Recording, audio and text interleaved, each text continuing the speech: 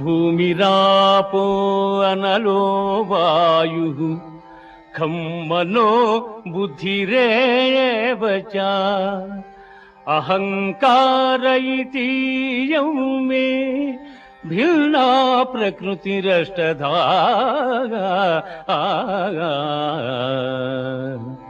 భూమి జలము అగ్ని వాయువు ఆకాశము మనస్సు బుద్ధి అహంకారము అని నా మాయాశక్తి 8 విధములైన భేదములతో ఒప్పియున్నదని గ్రహింపుము.